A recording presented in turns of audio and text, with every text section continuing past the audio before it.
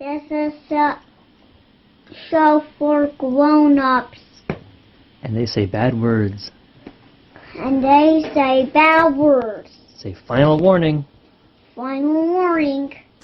Hello and welcome to an episode of Pod of Blunders, the in-between. We're not doing an actual play today. We're going to have our special guest talk about a topic near and dear to our hearts that we want to be more educated on. So my name is Nate Magnuski. I'm your host. I'm here with Richard Sullivan. Hello. Ryan Bolger. Yo. And our special guest, Eric Crumrine. Hello. We're here to talk today about representation of LGBT folks in the gaming industry. We're mostly focusing on tabletop role-playing games.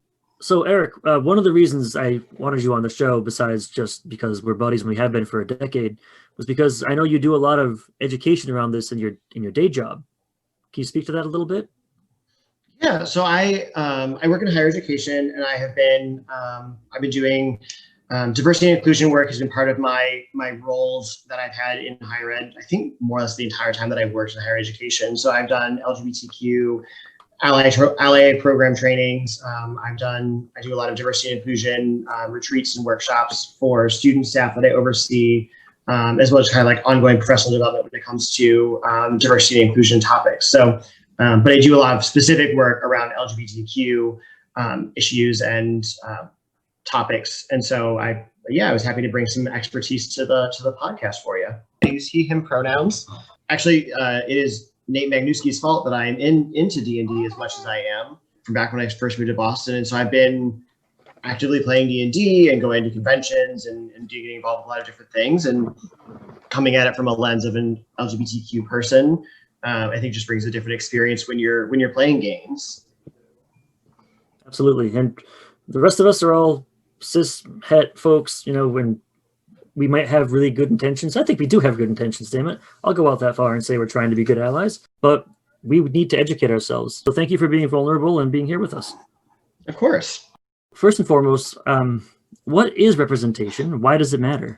I think it goes back to the very basic thing. We think we should talk about not only in tabletop gaming, but like in anything. Like representation is being able to see a character or something in a game that speaks to an experience that you've had. I think with D&D, you look at a lot of things.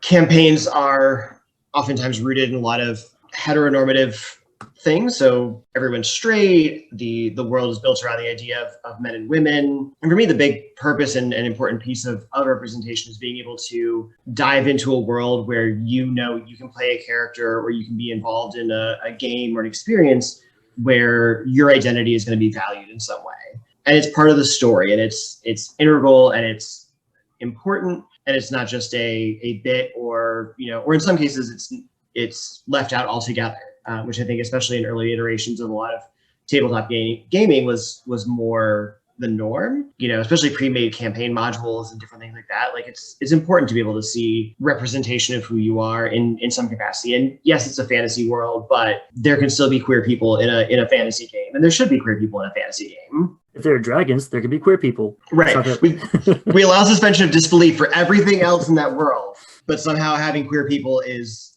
just outside the realm of what we'll accept. I heard someone say that representation, for someone, say, growing up in a small conservative community, their only exposure to LGBTQ folks in a positive way might be through good media.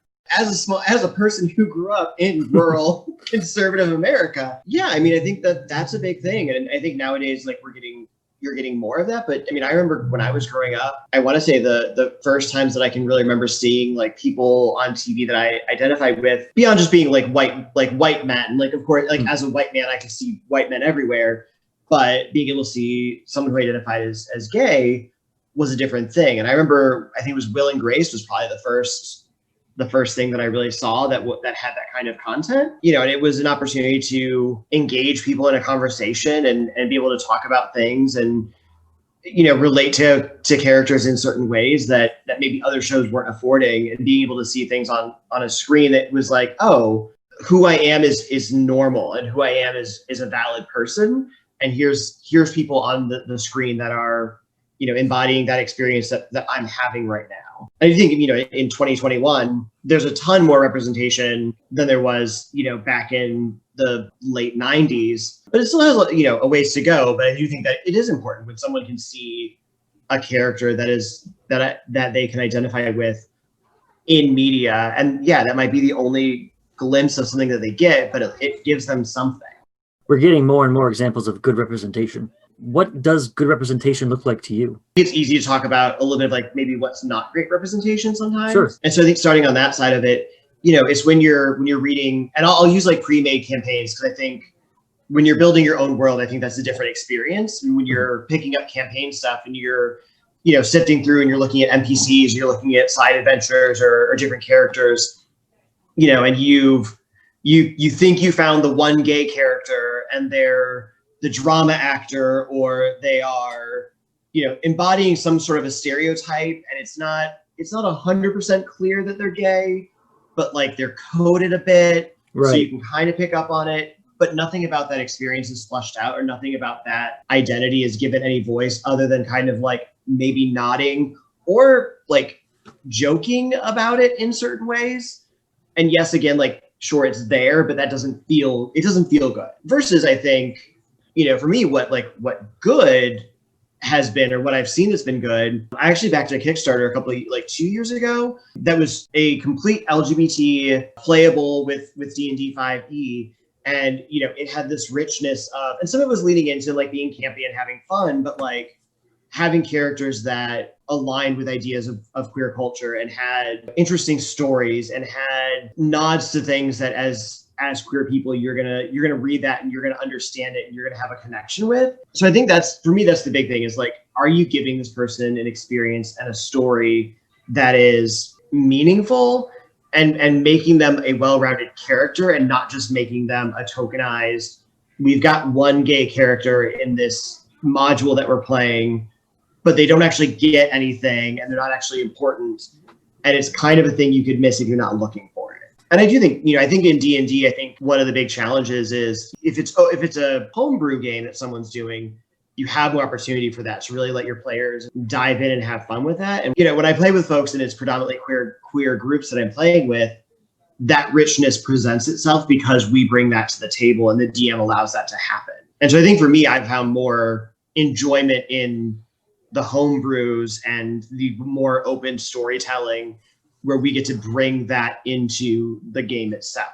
What are some things that you think a GM can do to be more inclusive at the table? I've gone to the PAX East convention for a number of years. You know, I think one thing that I've always picked up, that when I go to, you know, sit down at a tabletop game, it's a new group of people. You know, there's a couple of things right out the gate that usually tell me what kind of space I'm entering into. Mm-hmm. And one is a simple thing of like, when you go around and introduce yourselves, having people introduce themselves, asking for people to also include their pronouns. And when you're like, usually if they give you the chance to like make like a little placard for your character name, asking you to include those pronouns on the placards as well. Probably more often than not, you know, I end up at tables full of like predominantly male presenting players, but even there, having everyone go around and do that. And it tells the players coming to this table, this is the experience you're going to have, because this is a thing that's important. And that, I think, opens up some doors and some things. And then as a GM, if you're running stuff, making sure you're including characters that maybe are queer, or figuring out how in your world, how can a non-binary character exist? Right now I'm playing a D&D game where I play a non-binary character. And it was actually, I think, a learning curve for the people I was playing with to like remember that the character used they, them pronouns, and having the DM be very enforceful about making sure people were doing it correctly and correcting people when they misgender the character. Like, those things were helpful because it gave space to that character to be able to have a good experience in the game. And for me as a player to not be the one having to constantly remind everybody like, hey, this character uses they, them. Like, can we get on track there? Like, have a couple loose ground rules and say like, you know, we like at this table, we're gonna be mindful of X, Y, and Z things. We're gonna, you know, we're not gonna use, you know, certain language. We're not gonna use sexist language. And I feel like you shouldn't have to say like, we're not gonna tolerate racism at this table. But like, yeah, I don't know. It's 2021. The world's still a weird place. And so like, sometimes you have to remind people like at a very basic level, like, we're gonna be kind to one another, especially at conventions. Like, you're strangers sitting around a table for sometimes, you know, 2 to 4 hours. We're going to do this in a way that's appropriate. I remember playing, I think it was Masks, actually, the like teen angsty superhero game. The GM actually put a thing in the middle of the table, and I think it was just like a it was like a button or something, like it was a circle that they had, and said sometimes this game can veer into topics that are triggering or uncomfortable for people that could take away from your ability to play this game and feel like you're having a good time. If we start veering into something like that, all you have to do is reach out and touch this piece of paper in the middle of the table. Mm-hmm. I will redirect everything and we will not ask questions. And that for me, like really set a tone about what I was going to be experiencing at that table. Like right now, like I generally keep my nails painted. So like when I show up and sit down at a table, I'm bringing an experience, like I'm already bringing a lot to the table when I walk up and, here's a dude with like bright purple nail polish going on. Mm-hmm. And especially like in gaming communities, like that's still like uncomfortable territory for folks. And you can feel that when you're sitting around the table. And so I think the GM always being the one to like, kind of welcoming folks and really trying to build that space and let them know like folks are accepted in this space is helpful to build that up a little bit. But I think it is easier when you're playing with like folks that because some of that's already established. I purposely, if I was looking for longer campaigns, I do not seek out random groups on like the internet or wherever, because that's just a level of like, I don't want to have to deal with toxicity and like having to explain who I am as a person to a random group of people to play a game. What was that app you were using that was basically, and I hate to say it with what we're talking about, it was basically a grinder for D&D? Yeah, it had a very unfortunate name. It's called Crawler. God. Yeah, dude. When I first saw the app, I'm like, I don't know if this is targeted to me specifically. But like, were there, because I haven't used it, were there like inclusions to what type of people you're looking for? Comfort zones, anything like that listed on the app? At the time I used it, which was I think 2 years ago now, there wasn't. It was just very bare bones of like, hey, I'm looking for people in this area within 30 miles of me, and I want to run a Werewolf the Apocalypse role-playing game every Tuesday or whatever. But then you can have a little blurb about the game, like, hey, this is an open place where we're trying not to be assholes about things. Eric, do you find that they're maybe more accepting, being that they're kind of a marginalized group anyway, being, gamers, D&D fans? Nerds, Richard. You can say nerds. It's cool. Okay, I'll say it. Do you feel like that maybe in the nerd community, it's a little more accepting compared to everyday life? I think I would push back a little bit on the idea of marginalization based on like gaming and some of those things. I think there was like, you get a little bit of like, you're kind of like in a social outcast setting sometimes where people may, tease because of this, that, or the other. I think it's a little bit different in terms of what that experience feels like. Because it's, when you walk into a room, you're a little bit, there's not as much, I guess, notice of like, if you're a nerd who loves D&D, you have the ability to walk into a room and not have everyone know that you're a nerd who loves D&D. And I think it's harder for other folks to walk into spaces and not have that be a thing. While I'm still a white dude, it is still hard for me generally to walk into a room and not have everyone figure out pretty quickly that I'm also a queer person. And so I think there's a little bit of difference on that in terms of what that is. And you would think because there's a little bit more of that level of like social outcastness for people who really, especially tabletop gaming and all of that. But I think I've like being at PAX and being at some of those things, I think my experience has kind of run the gambit in terms of like I remember going and like play testing a game with some people and like someone made like a gay joke right in front of me and like somehow tried justifying it because like someone else standing nearby was also gay and therefore like it was acceptable. And like I just left, like I just walked away. There's a lot of queer nerds out there and they make their presence known and it's easy to find one another in some of those spaces. Like I find if I go to like the indie booths and like play some of the indie games and especially tabletops, and there's a lot more queer people writing them. So the players innately that are going to latch on are usually going to be in a similar community. But yeah, I've definitely gone into D&D games or like Pathfinder games at PAX East and like sat down and within about 10 minutes been like, oh, you're not great. I am not a fan of you because you probably are not a fan of me, but I don't want to have that conversation right now because I just want to have fun. When that kind of stuff happens, marginalized people feeling burdened by having to educate the ignorant in order to get like a baseline of acceptable treatment. Do you ever feel that obligation, or you're like, hey, if you're an ignorant asshole, that's your problem and I'm just here to do me? I think sometimes it depends on your bandwidth and like where you're at, right? My experience is different because like I said, I'm still a white dude. So for me, I'm not often as pressured to, speak on in terms of like my whole experience or educate people around me, and there's ways that I can often kind of fly under the radar if I really want to or try to. I think it's usually I take stock of my setting and figure out, is this a space where it's safe for me to challenge this person? Because safety is a thing, and it's not always. I think PAX conventions, if you're sitting at a table, it's a big public space. Like, safety is kind of relative there, where it's like this guy is probably not going to come across the table and punch me for telling him to cool on his homophobia. But yeah, I do think there are days where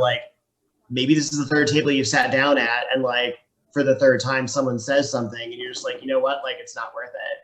But I do think when those things come up, because of the background that I have in terms of working in higher education, working in spaces where sometimes it's part of my job to make sure people are educated on these things. I'll take the moment to say hey, that's not cool. Can we not do that again? Or hey, can you make sure you're using the right pronouns, or can you make sure you're doing X, Y, or Z, and not necessarily turn it into a thing, but try and do that gentle correction. I literally just want to play D&D. I don't want to have to yell at someone about being homophobic.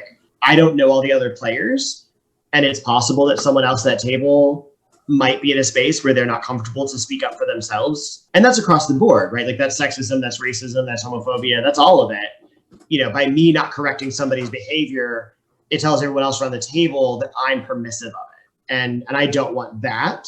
So I think that's a big part of it for me as well, is just making sure that if I'm going to be in a space, it needs to be a space that's inclusive for all people that are sitting at the table. But there are times where it's exhausting to have to be that voice and have to be that person. And I've had conversations after I've had to speak up for something, with someone at the table that I knew. And I'm like, buddy, this can't always be me doing it. Just because it's a gay thing doesn't mean it has to be me being the person that says something. You also have that ability. And in some ways it might be more meaningful because you're a straight dude who's sitting at a table who can say hey, that's not cool, let's not do that. There's something about a straight man correcting another straight man that seems to go over better than a queer person correcting a straight man. I was editing the show a couple weeks ago, and there was something that came across, and I didn't know if it was questionable or not. So Nate reached out to you, Eric, and I said, hey, ask Eric how he feels about this. Do questions like that, because they're obviously coming from a good place. I think we're all trying to be more inclusive and more sensitive and kind of open up our minds a little bit. But do the barrage of questions is this offensive? What's this term like? Can I say this? Does that get overwhelming at times? And would you rather have somebody ask you than not? For me, and I think because of the groups I tend to play with, those don't come up as much because we all kind of already speak that similar language and have that similar understanding of we're all queer people playing a game together. And so there's that baseline that we don't really have to navigate some of that as much. But I do think I'm somebody who, I don't mind getting those questions. I don't mind someone saying hey, this is the thing we're doing. This is, my gut says that we're okay, but I just want to make sure that we're good. What I can speak to is me.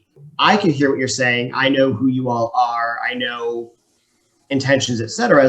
Does it mean that this could still something could still land in a way that feels different to somebody else? That's very possible. Yeah. But it's also hard to try and narrow into okay, who can I ask to make sure that we're not going to cross a line or offend somebody? I think sometimes the reality is we said it and you do, and then someone says hey, this didn't go over well. And you learn and you find new ways to do it. But for me, I don't mind the questions. I'm not necessarily getting asked them in a routine or daily way where it feels like a barrage, but I can see other gamers and other folks who hold different identities than me potentially finding themselves in spaces where it's I'm the only person who is X, Y, or Z identity, and I'm getting barraged with questions, and I just want to play D&D, or I just want to be in a group. So I think that's tricky too. And I think that's always about checking in with the person you're asking. And sometimes it's just simply saying hey, I've got a question. Are you in a space right now to talk through a couple things and let them give that answer saying hey, yeah, I'm in a good space. I could do that. Or no, I don't think I really want to dive into stuff today. I'm just, 2020 was a lot. There was a lot of things going on, and it just drained me to the point of I don't really want to answer your questions regardless of intent with that. And just to be explicit about what Richard was talking about, our episode about it was Sonia and Conan versus the Ninjas. We had a drag queen character, and Richard was unsure if drag queen was an offensive term, because I think there's a lot of confusion with that with some people with a drag queen in the trans community and how they intersect or don't whatsoever. As a friend and, person who may listen to podcasts and want to look for those things, like that's always appreciated when someone is being earnest and saying like, we want to do this right. How can we make sure we're doing it right in a way that honors someone's experience? I mean, the whole thing, the character I was playing, I saw as more pansexual, only because he has the ability to sexually attract anybody with one of his powers. So when somebody introduced the character of the drag queen, well, my first instinct is I have to seduce her or him or her. And that's the thing, I don't really know. So that's where there was some uncomfortability with that. But that brings me to a question I want to ask. So in this situation, I've determined the character I've made is pansexual. Mm-hmm. Now, I am not. When is it okay? Like, I guess there was the thing recently with, Family Guy with Mike Henry saying he's going to step away from the role of Cleveland because he's not a black man. When is it okay or not okay to, when you make a character, hey, I want to, play as a straight man today. I want to play as a bisexual female today. It's a little bit of a tougher question, right? Because like there's context to everything, and there's trying to figure out what am I being appropriate with, and what am I, how, are we tokenizing somebody? Are we doing this for a gimmick or for a thing? But I do think like the nice thing about D&D is it allows for so much for people to have fun and play with identity in different way. I mean, because when you're making a character, your character could literally be like, you can make this thing that's like half you're half dragon and you're half whatever. Like there's a lot of variation in the fantasy world. I think that opens up a lot of doors to say like, okay, I've got this character and yeah, they're going to be attracted to any genders, and that's okay. And I think, when you're playing those games, I think it's oftentimes the difference of, is it something that we're doing for, just for a bit, or is it something that like we're giving this character an opportunity to like have some experience and be a meaningful character with a rich story that's part of who they are, and we're gonna honor that. But yeah, so I think I feel like, because I mean there's plenty of times in D&D games that people will play characters of a gender other than their own. And I don't think anyone ever bats an eye at that. I don't think people in like tabletop gaming so much like bat eyes as much at like straight people playing queer characters or kind of crossing some of those lines and playing other characters. I think mostly it probably comes in like, if you're playing a queer character of some sort, are you like overdoing a bunch of bad stereotypes, like to try and make sure that everyone knows that they're queer in some way? Like, do you give the character a list and like make them say all these things? Because then that veers into like some bad stereotyping. But if you're just playing the character and allowing them to be whoever that character is without like leaning into bad stereotypes for the cheap laugh, I think that those are very different experiences. So for me, like I don't think I've ever batted an eye at someone playing a D&D game and being a straight person who is, playing a character that falls somewhere in a spectrum. When I was looking at duet games, I was looking at 2-player games on itch.io, and a surprising amount that I came across were either trans-focused or marginalized communities or a lot of lesbians. As a straight man, I looked at those games and I asked people on Twitter, I put a poll up and said, hey, what are your thoughts on me like recording a podcast in which I take on the role of a trans person or a person who I don't represent, through my orientation at all? And I got a little over a dozen responses. I was pleasantly surprised that 92% of people said, go for it, just don't be a dick about it. In gaming, and I think gaming for me feels different than like the example, Richard, you gave of Family Guy with the actor who did, or the voice actor who did Cleveland's voice. You're a white dude voicing a black man. There's some weirdness that entails of like you being able to literally give voice to a different race, a character of a different race. And in Family Guy chose a line in terms of like where do they like dip into things that are kind of offensive versus not, and like they lean hard into like playing into like stereotyping of different characters. And I think there's something different there for having a Black voice actor voicing that character. But I think, one of the nice things for your podcast, if you're doing stuff, I mean, being able to like find some of these games and say like, hey, we're going to do this game. It's a trans focused game.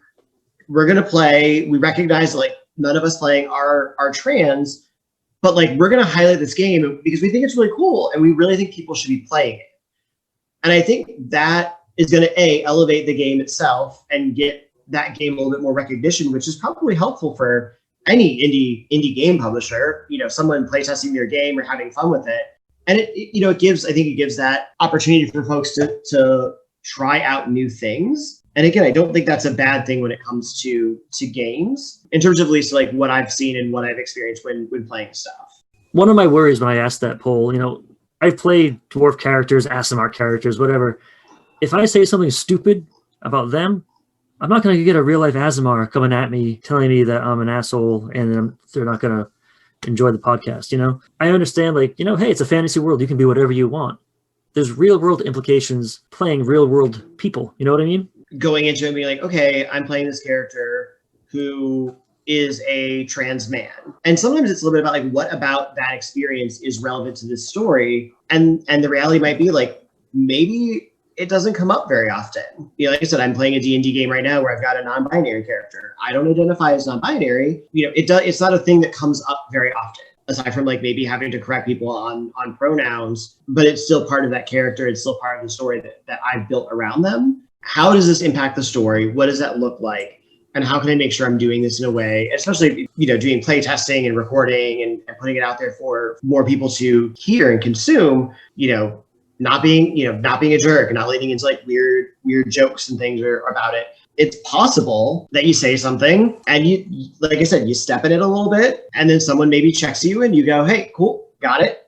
I did not know that was a thing. I've been doing a lot of LGBTQ plus education and whatnot on campuses for a while. And I still learn new things. And I get checked every once in a while with someone saying like, hey, like actually that terminology is not great. Can we adjust that? Or, hey, that's not a great thing to say. And it's about learning and about kind of saying like, cool, let's move forward from this and figure out what we want to do next. So aside from having their buddies come on the podcast and educate them, what are some ways people can educate themselves better to be better allies? I mean, I do think some of it is, outside of gaming, just finding media that includes queer people, whether that's TV shows, movies, books that you're reading. I think it's about like that larger vantage point of the world. Like, how are you making sure that what you're consuming in the world is broader than kind of what you've known. And I use myself as an example on that. So like maybe 2 or 3 years ago, I was looking at like books that I had read over the past couple of years through like keeping track in Goodreads and all of that. And I was looking, I was like, my God, I was like, I've been more or less exclusively reading straight white dudes in fantasy for most of my life. Oh yeah. Like I have to do better with this. Like you have to do better. I made a very intentional decision that I was going to start reading basically anything by authors that did not fall into the category of a straight white dude. And I still read books by straight white men that come through because there are, obviously there's good literature that folks are putting out, but being more intentional about reading other things and going through that process of finding different things to explore, I think opened up a lot for me when it came to just reading like fantasy and science fiction, and like really opened a lot of that where I was able to get more perspective when it comes to different experiences. I've read some really, really great fantasy that's centered around Native American culture and coming at a dystopian world from a Native American perspective, which is something I didn't think like would have looked for in literature, but like I did, and I actually got to hear the author speak and like to hear how she approached things really gave me a different perspective on just a lot when it came to what does dystopian mean, what does that look like for folks. So I think like at a very baseline, that's one way people can try and do better, or can try and kind of educate themselves. And I do think like looking up games that feature or that are very focused around LGBTQ themes and playing them and having fun and learning about what some of those things are. Like the Kickstarter one I referenced has a bunch of like nods to things. So there's like ruby red slippers in them. And like it's homages to things like as a queer person who's grown up with that references, like I play this game and I'm like, oh, like someone who understands me made this game, and that's very cool. You know, when you're on social media, like what stuff are you consuming? Are you finding queer gaming Twitter accounts that promote a lot of different things and following them just to see what's out there and broadening that experience? Is it better to have no representation or poor representation? I think I'm going to answer this in a not clear-cut yes or no kind of way. Sure. Which is, I think the answer is almost like it's almost kind of neither of those. It's work on figuring out what your representation is going to look like and make sure that it doesn't suck before you put it out. And I know that probably defeats the point of your question, because you're like, well, but what if I don't know if it sucks or not and I put it out anyways? You have to be inclusive, and you have to have representation in the things that you're doing, and you have to do it well. And it doesn't have to be perfect, but it has to be done with care and with understanding and with people being willing to put the time in to make sure they're doing it right. I think my answer is no. Just no. Because I can't say that no representation is better than any representation, because sometimes like I grew up watching the most god-awful queer movies because that was all that we had, and they were terrible. And name names, Eric. Oh, I can go through like let's. I mean, there was like now like I look back and like this is hilarious. And like our queer media has like come almost full circle to where like it makes fun and knows exactly like how bad some of these movies were in like the early 90s. But like there's like the movie Broken Hearts Club, which I love.